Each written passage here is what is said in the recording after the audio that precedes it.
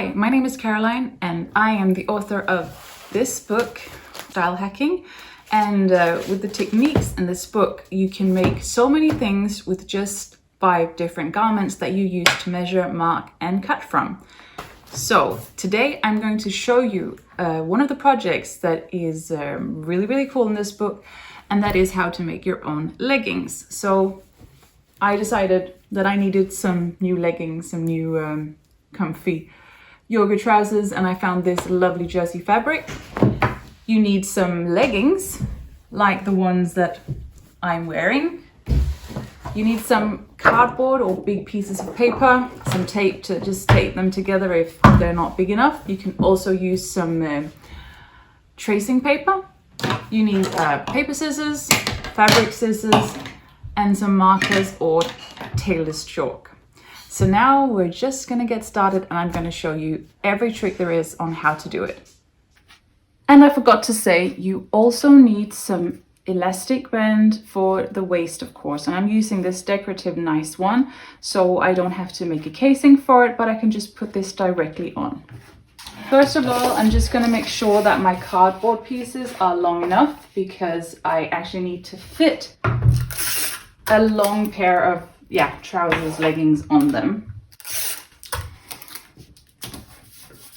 So just taping 2 together to make one long one.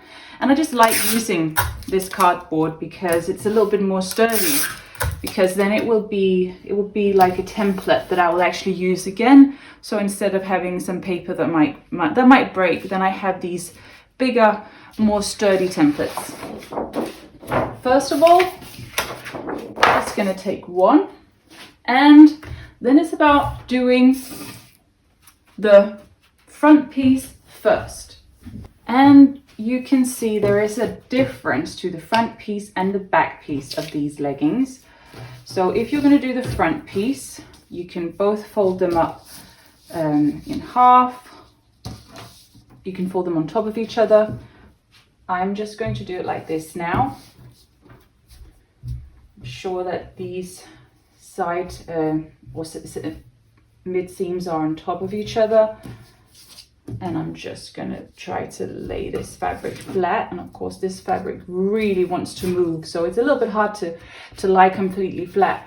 And you also might have this issue that the item won't be completely straight, because when you buy something that's that's made in a factory, it's not always perfect either. Just like when you make it, it's not always perfect, but it definitely never is from where you buy it as well.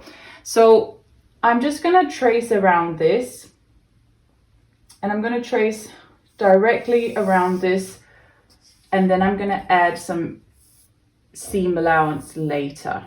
So first of all, I'm just gonna trace just around it, and up here it gets a little bit interesting, because we actually have a seam, the inner seam here. It doesn't go to this point, it goes in here. So I'm just going to fold this in if I can, and I'm going to be sure that I mark it correctly like this. Then I'm going to go up all along the side, and yes, I'm going to make this line much nicer afterwards when I cut it, but for now I'm just going to make a rough line.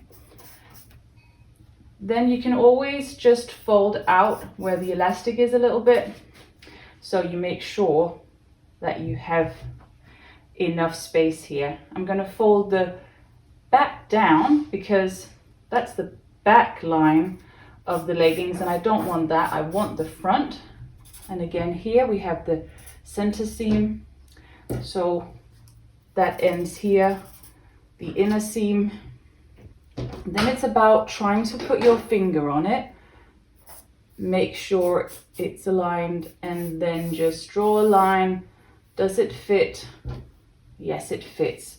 So all the time you check, where are you, where is your not where is your fabric, but where are your leggings, making sure that the leggings also haven't moved too much, but that everything is lined pretty much as it was before. Do all these lines match up? Do I have all the lines from the front part matching up? And yes, I do. Great. That was the first one. So we're just going to mark this with front. we take the next one. That's the back. I'm just going to try to fold it up differently now so you can see it. Now I'm just folding it and placing it like this. You can also fold it like that, putting the two pieces on top of each other. And the easy part is going around the leg opening, going around the sides here. Yeah, that doesn't take so much. That's pretty straightforward. And here you don't have to fold anything down because we want the back line here. So that is perfect. That is what we're going for. Make sure that it's folded out as far as it can so it doesn't become too small. We can follow this line as well. Not a problem. And then we have the issue when we come up here, up the thigh, because just this first bit is also all right. But if we open up here, we can see that there's a lot more fabric here on the side, on the back piece of the thigh of the leg. So we actually have to measure this point here and add it. And then we can draw a nice curve all the way down there. And you have to look at it, see if it fits pretty much. Do you have to add a little more? And it's a lot about just looking at it and see, where are we? What do you think? And then we have the line that we've already drawn here, the center back. We then just continue that down here to our new point. Because then the fabric that actually belongs to the back part of the leggings that is sewn together here with the front part and thus folded up like this, if we imagine that we cut it open, we could lie it, we could place it there, and then that pattern piece would look like that. So that's what we have here, the back piece. And now we've cut the extra paper off and we've got the back template and the front template, and you can see here, if we actually place them on top of each other, that the front template is a lot lower than the back. Here in the center, in the sides, it should very much fit, and that's of course because in the back we need more space to go up above the bum, where we don't need that much extra space in the front. So always be careful that there is enough difference to your back and front templates, both in the width and the height of the back piece compared to the width and height of the front piece. And the interesting thing is then that I want to use this elastic, nice decorative elastic tape for my waist of these leggings. And of course this is the exact height that my leggings were. So if I just add this on top here, then I will have some very high-waisted leggings, and perhaps that's what I want, and then it's fine. But if I actually want to keep the height, then I take this width here and just deduct what is approximately the seam allowance, and then I can just fold this template down. I don't need to cut anything off. I just fold down approximately how much I need to, and then I can use them again later and just fold this part of the template up again. Just as well if I want shorter legs, if I want capris or bike shorts, I can fold this one up. I just have to be sure that I fold both legs up the same amount. So that's very cool. Also, I'm not actually quite sure how much fabric I've got. So I might need to make these leggings shorter anyways, because there might not be enough. And that's always the fun thing that you can also do with style hacking, is to simply see, well, how much fabric do I have and what can I make of what I have? And now I've got the fabric laid out, and here it's important to always see how is your pattern looking, and can it just be placed whichever way you want, or do you actually have to notice which direction the pattern is going in? And because there is a direction to this pattern, I have to place both the back and the front in the same direction. I can't turn one of them over, which you can sometimes do to save space. I have put my templates, I have made sure there's space for seam allowance, because these templates are without seam allowance, so you have to be sure that you've got extra space for that. And then I just put these little weights down just to make sure. I've made the legs a little bit shorter, both the same amount, so yeah, they will be the same length on both the front and back. Of course, the back is higher, so the back piece decides how long the legs can be, because that just takes up more space. So I'm adding my general seam allowance here, and you can always measure it as you go along. I know pretty much how wide I need it, so I'm just doing it quickly here.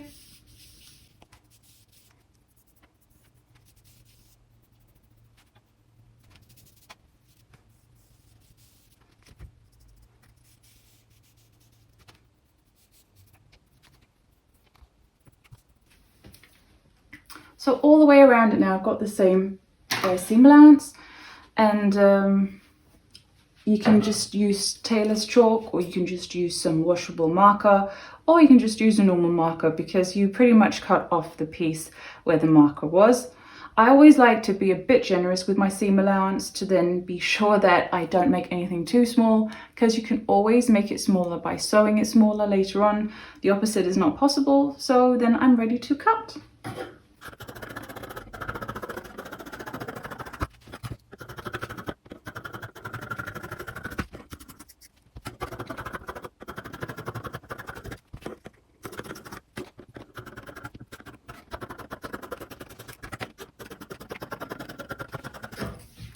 And that's everything cut.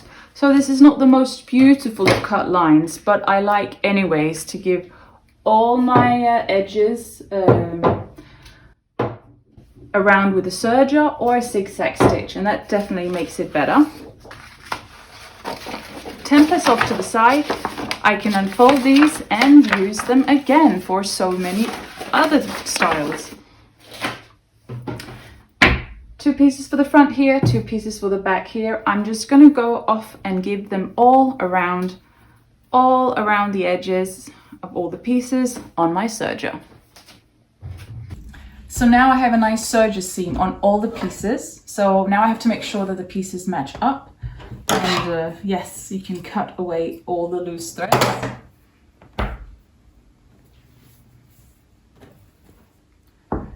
So yeah, those 2 don't match up, so got to find which ones do. Those 2 it seems like, and these 2. So these are the 2 front pieces, and I'm going to do the same for like the 2 front pieces as I'm going to do for the 2 back pieces. So basically I'm going to align them so they're lying completely on top of each other here, and then I'm going to stitch down all the way here on the center seam at the front. And I'm going to do the same with the 2 pieces for the back, making sure that they're perfectly aligned, and then stitching all the way down here with my seam allowance.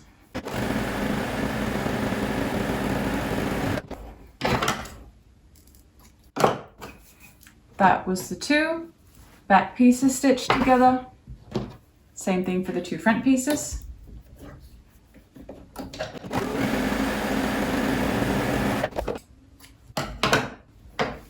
And there.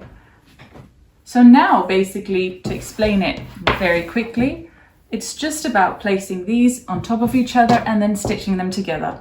And what I do, I start at the inner seam, the inner leg seam here, and I make sure that I've got the 2 center seams aligned on top of each other. And then I simply stitch one end, one inner leg, and the other leg all the way down. When I've done that, I make sure that these pieces are aligned, and then I stitch up and down the one side of the leg and up and down the other side of the leg. And then we've got some leggings that are pretty much ready to go. And now I've gotten so far on the leggings, they're stitched together, and I've also made the bottom hem, the leg opening, with just a zigzag stitch here at the bottom. That is just very easy, and I know it will stretch when I need to put them on and take them off, because it's stretchy material and then a stretchy stitch. So now we have these trousers, leggings, that need something to hold them up in the waist. So basically, this was the tape that I was going to use, and I'm just going to measure it around myself oh, how tight do I want it? And then just make sure that I've got a little bit of seam allowance to just stitch it together with. And then I'm going to cut it off. So make sure that it fits your waist and that it also fits and can go up and down over your hips, of course. So what I'm going to do now, I'm just gonna stitch the edges here with a zigzag stitch so they don't fray.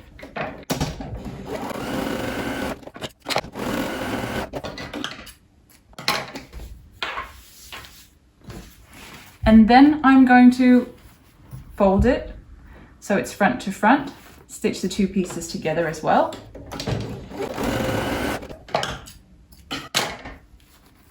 Then we have a nice circle, and you can always test that it fits around your waist, of course, and you can also test these leggings before you stitch the elastic on, so you're sure that you don't need to stitch them smaller. Then it's about adding this all the way around, and it all depends. Perhaps you've sewn a skirt that is super loose with lots of you actually need to gather it in lots of places to make this fit, but these should fit quite well together because they're both made quite snug. So I'm going to start at the back of the leggings and the back here where the elastic is stitched together. I'm going to use these wonder clips because then I can just put them on like this. Then I'm going to find the middle of the elastic.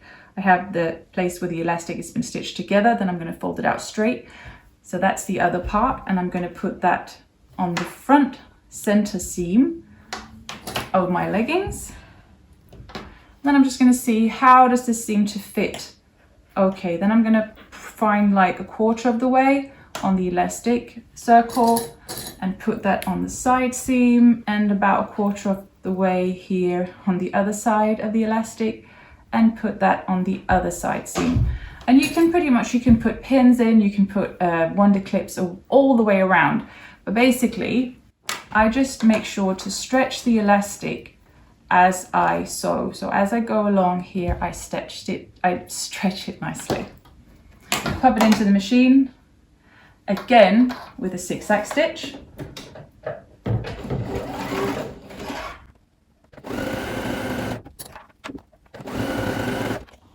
Stretch it out here without, of course, pulling too much on your sewing machine.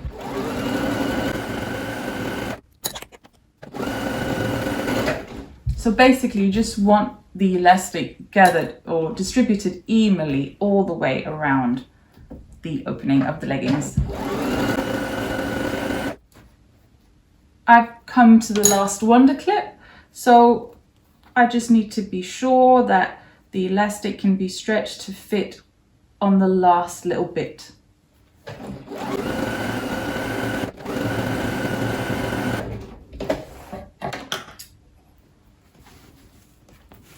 Elastic on. They look pretty done. And this is what it looks like inside, where the elastic has been stitched on with a zigzag stitch. We've got the serger seam here from the top of the leggings, and when they're folded up like this, it looks nice and done. And here you can see the bottom leg opening. It's simply just folded up and then put on with a zigzag stitch here. And now I should be ready for a very nice yoga class with these super comfy leggings. They did not take long to make and they were easy, and I hope that you'll be inspired to make some too. These are definitely, they're not my first pair, but they're not going to be my last either, because it's just so great that you can make them so quickly and they fit really nicely, and can alter them. These are quite high-waisted, but you can make them just as you want them. You can maybe make them longer if you have more fabric. That's a good idea. You can make them a bit flared, you can make them wider, you can turn them into short shorts. You can do so many things. Thank you for watching. I hope that you'll be inspired to make many more of the styles from the Style Hacking book. See you next time.